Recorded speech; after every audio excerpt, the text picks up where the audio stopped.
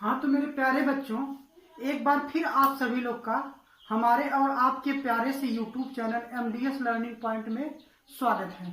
प्यारे बच्चों, हम लोग पढ़ रहे थे भूगोल। अब स्टार्ट करेंगे अगला टॉपिक।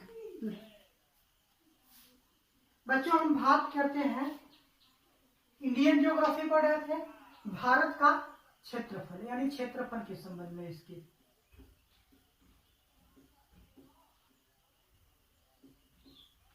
बच्चों, अगर जो हम बात करें भारत का कुल क्षेत्रफल, यानी ये जो भारत है ऐसे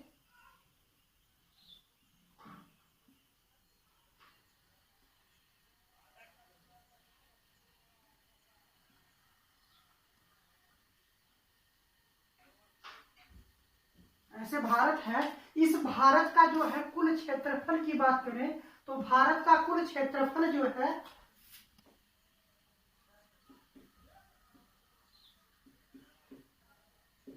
भारत का क्षेत्रफल 32,87,263 वर्ग किलोमीटर है। 263। भारत का क्षेत्रफल कितना है?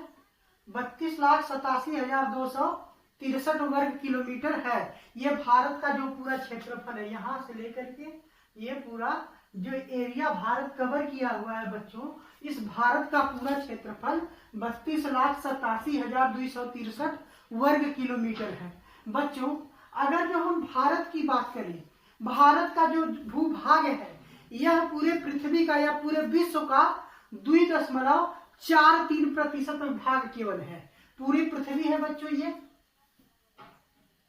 अब पूरे पृथ्वी का जो भी क्षेत्रफल होगा अपने आप में 100% होगा। इस पूरे 100% क्षेत्रफल में से जो भारत का क्षेत्रफल, यहाँ पर भारत अकेले है, इसका 2.43% भारत का क्षेत्रफल है। तो बच्चों, हम यहाँ पर लिख सकते हैं पूरे विश्व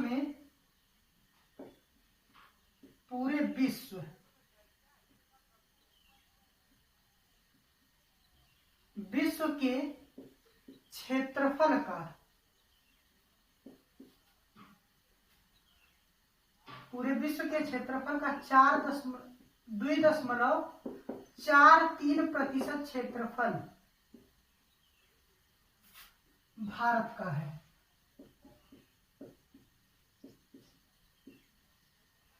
बच्चों, पूरे विश्व का जो क्षेत्रफल है यह क्या है?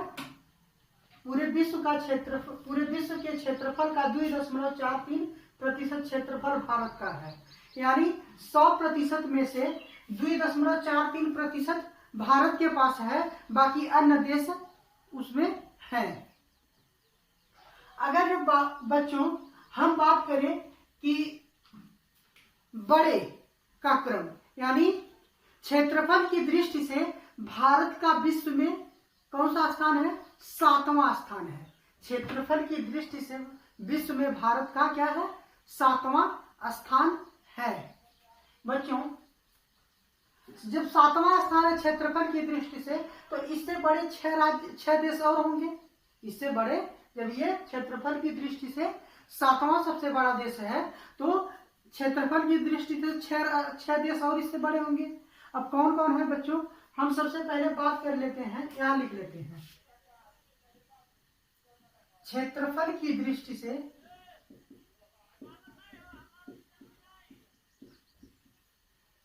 भारत विश्व का 7वां सबसे बड़ा देश है।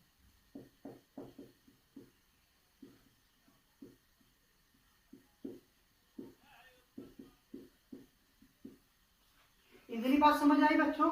जब 7वां सबसे बड़ा देश है तो इससे पहले भी 6 देश होंगे इससे बड़े। तो हम कोड की बात करते हैं। इसका कोड क्या है?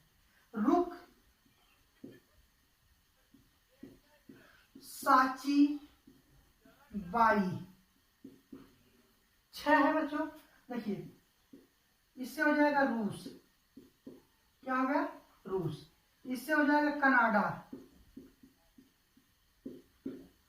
इससे हो जाएगा संयुक्त राज्य अमेरिका यानी यूएसए, यूएसए संयुक्त राज्य America, United state of America अंग्रेजी में कहते हैं और हिंदी में कहते हैं संयुक्त राज्य अमेरिका। आई बात समझ बच्चों। उसके बाद देखिए यहाँ ब्राजील,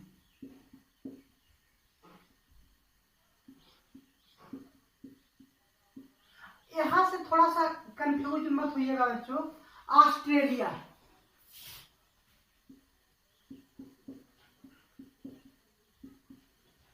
इसके बाद भारत का स्थान है इंडिया। देखिए पहला सबसे बड़ा देश, विश्व का दूसरा सबसे बड़ा देश, विश्व का तीसरा सबसे बड़ा देश, विश्व का चौथा सबसे बड़ा देश, विश्व का पांचवा सबसे बड़ा देश और विश्व का सातवां सबसे बड़ा देश। पहला दूसरा तीसरा चौथा चीन। यहाँ बच्चों गड़बड़ हो गया, इससे क्या हो जाएगा चीन, ये हो जाएगा आपका ब्राजील, अब हो जाएगा ऑस्ट्रेलिया और ये भारत। पहला दूसरा तीसरा चौथा पांचवा छठवां और ये सातवां सबसे बड़ा देश है। तो याद रहेगा बच्चों रुख साची बाई, रुख साची बाई। तो रूस, कनाडा, संयुक्त राज्य अमेरिका, चीन, ब्राजील, ऑस्ट्रेलिया और सातवें नंबर पर क्या है भारत है बच्चों। चलिए नोट करिए इतना।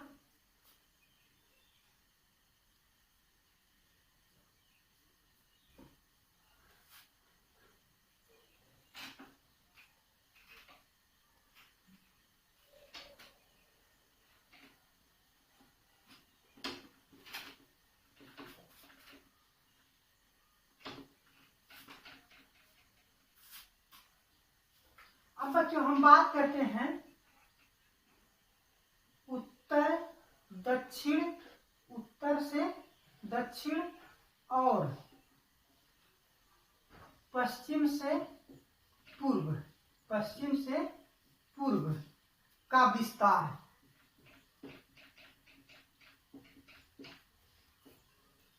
उत्तर से दक्षिण और पश्चिम से पूर्व का विस्तार। तो सबसे पहले बच्चों हम देखते हैं उत्तर से दक्षिण का विस्तार, यानी उत्तर से दक्षिण का विस्तार कितना है। आप जानते हैं ये बच्चों उत्तर होता है और ये क्या होता है दक्षिण होता है। तो भारत का सबसे उत्तरी बिंदु क्या है, भारत का सबसे उत्तरी बिंदु यहाँ कहीं स्थित है, ये क्या है, इसका क्या नाम है इंदिरा कोल। यह कितने डिग्री अक्षांश रेखा से होकर गुजरती है 37 डिग्री 7 मिनट। यह भारत का सबसे उत्तरी बिंदु है। और बच्चों यहाँ पर एक बिंदु है जिसका नाम है कन्याकुमारी, किस राज्य में है तमिलनाडु में है और किस अक्षांश रेखा पर स्थित है यह 8 डिग्री 4 मिनट, क्या 8 डिग्री 4 मिनट उत्तरी अक्षांश रेखा पर स्थित है। तो बच्चों भारत का सबसे उत्तरी बिंदु ये हो गया उत्तरी और सबसे दक्षिणी बिंदु ये हो गया, और इन दोनों को हम मिला दें तो ये क्या हो जाएगा इसका भारत का उत्तर से दक्षिण का विस्तार। यानी अगर जो हम उत्तर से दक्षिण ये पूरे लंबाई की बात करें तो यह कितना है 3214 किलोमीटर, यानी 3214 किलोमीटर लंबाई किसकी है उत्तर से दक्षिण का विस्तार है। यानी उत्तर से दक्षिण का जो विस्तार है कितना है 3214 किलोमीटर। तो यहां लिख लेंगे हम लोग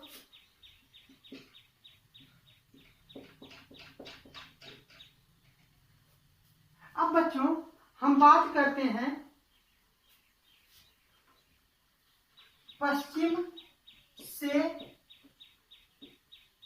पूर्व का विस्तार।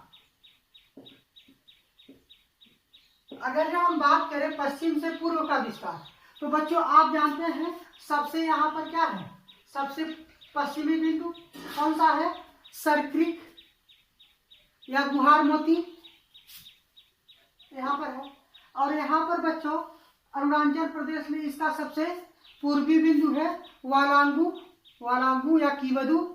और बच्चों अगर जो हम इसको मिला दें यहाँ है ये यहाँ, और इसको मिला दे ऐसे, तो ये क्या हो जाएगी, भारत का पश्चिम से उत्तर पूर्वी विस्तार, यहाँ से लेकर के यहाँ, ये भारत का सबसे पश्चिमी बिंदु है, ये भारत का सबसे पूर्वी बिंदु है। दोनों के बीच की जो दूरी है, इसी दूरी को हम कहते हैं भारत का पश्चिम से पूर्वी विस्तार या पूर्व से पश्चिमी विस्तार। अब बच्चों इसकी बात करें तो इसकी जो लंबाई है 29-33 किलोमीटर। भारत का जो है पश्चिम से पूर्व या पूर्व से पश्चिम का जो विस्तार है यह 29-33 किलोमीटर है, यानी 2933 किलोमीटर इसकी लंबाई है।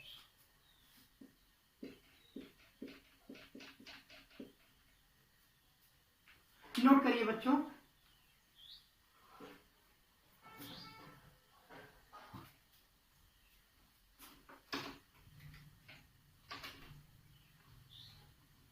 अब इसके बाद बात करते हैं हम लोग बच्चों स्थलीय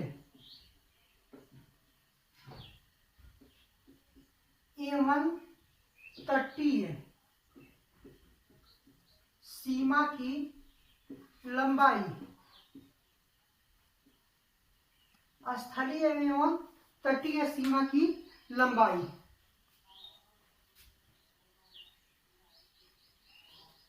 स्थलीय एवं तटीय सीमा की लंबाई।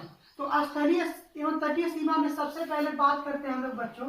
यहाँ देखिए बच्चों, अगर जो हम बात करें भारत का, तो भारत का जो उत्तरी हिस्सा है यह ज्यादा चौड़ा है, ऐसे देखिए चौड़ा है, और जो दक्षिणी हिस्सा है यह धीरे धीरे धीरे धीरे पतला होता हुआ चला गया है। और यह जो है भारत का जो दक्षिणी हिस्सा होता है यह हिंद महासागर को 2 भागों में विभक्त करता है।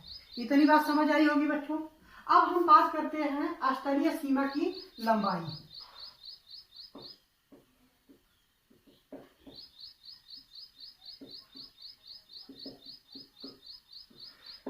स्थलीय सीमा है क्या, देखिए बच्चों, यहाँ से नीचे ये पूरा भारत का जल ऐसे भरा हुआ है, इधर पूरा ऐसे, और ये ऊपर जो है ऊपर का हिस्सा ये पूरा, ये जो है यह स्थल भूभाग से लगा हुआ है, और ये नीचे वाला हिस्सा जल, यानी स्थलीय सीमा की लंबाई। स्थलीय सीमा मतलब भारत का वह भूभाग जो स्थल से लगा हुआ है उसी को हम कहते हैं स्थलीय सीमा की लंबाई। यानी यहां से अगर जो हम ऐसे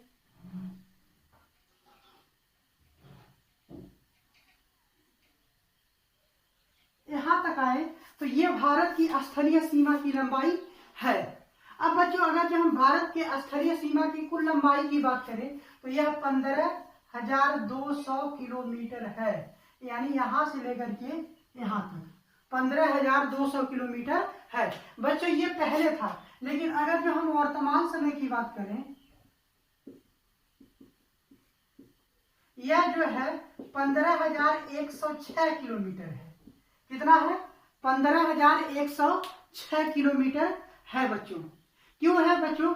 क्योंकि जब भारत और बांग्लादेश के बीच समझौता हुआ तो भारत का कुछ हिस्सा बांग्लादेश को दे दिया गया समझौते के अनुसार, तो भारत के जो है स्थलीय सीमा की लंबाई कम हो गई। कितना कम हो गई? 94 किलोमीटर कम हो गई। तो वर्तमान में जो है भारत के स्थलीय सीमा की लंबाई जो है 15,106 किलोमीटर है, लेकिन समझौते से पहले की बात करें तो 15,200 किलोमीटर था। अब बच्चों हम बात करते हैं भारत के तटीय सीमा की लंबाई।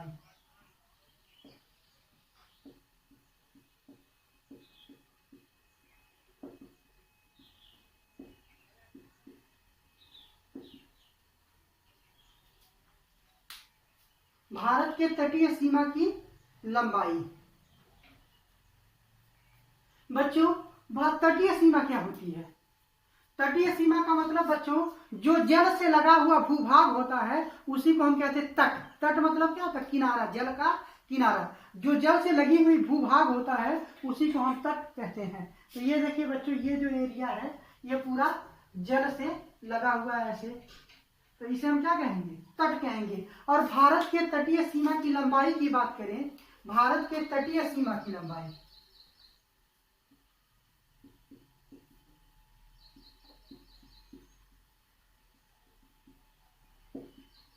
तो भारत के तटीय सीमा की लंबाई 6100 किलोमीटर है। कितना है बच्चों, 6100 किलोमीटर। ये यहां से लेकर के ऐसे जो है पश्चिम बंगाल तक है, ये इसकी सीमा की लंबाई कितनी, 6100 किलोमीटर है। लेकिन बच्चों अगर जो हम बात करें भारत के कुल तटीय सीमा की लंबाई,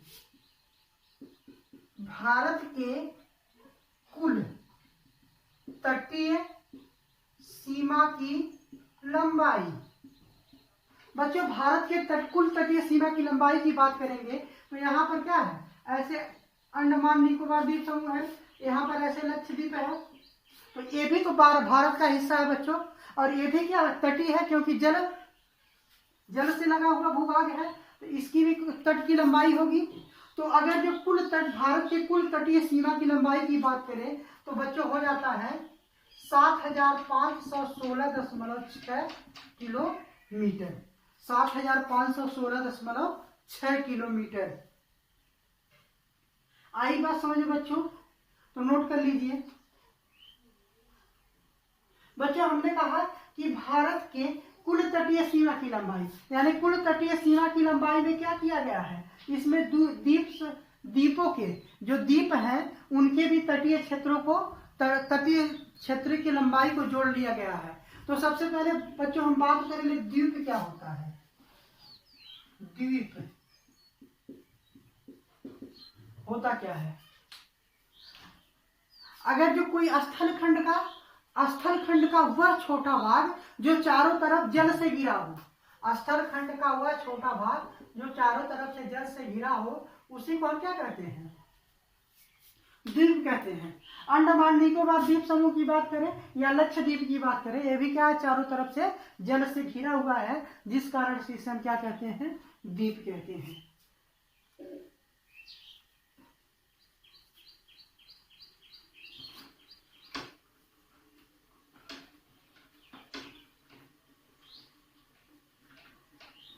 अब बच्चों भारत का ये जो नीचे वाला इधर वाला एरिया होता है, इसे हम कहते हैं कि प्रायद्वीपीय क्षेत्र। प्रायद्वीप क्या होता है बच्चों, प्रायद्वीप क्या होता है, प्रायद्वीप वह होता बच्चों स्थल खंड का वह भूभाग जो तीन तरफ से जल से लगा हुआ हो और एक तरफ स्थल से लगा हो, उसी को हम क्या कहते हैं, प्रायद्वीप। प्रायद्वीप स्थल खंड का वह भूभाग जो तीन तरफ से जल से तथा एक तरफ स्थल से लगा हो, उसे प्रायद्वीपीय क्षेत्र कहते हैं। आई बात समझ में बच्चों, प्रायद्वीपीय क्षेत्र क्या होता है, नोट करिए।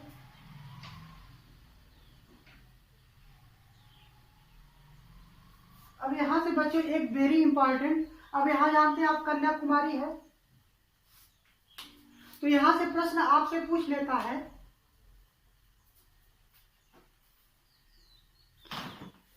कि वह कौन सी बिंदु है या वह कौन सा भाग है जिस पर अरब सागर, हिंद महासागर और बंगाल की खाड़ी तीनों की लहरें आपस में आकर के संगम करती, आपस में एक दूसरे से टकराती हैं। ये इधर से चलेगी, ये इधर से, और ये इधर से चल करके ही कन्याकुमारी बिंदु पर टकराती है बच्चों, ध्यान रहेगा।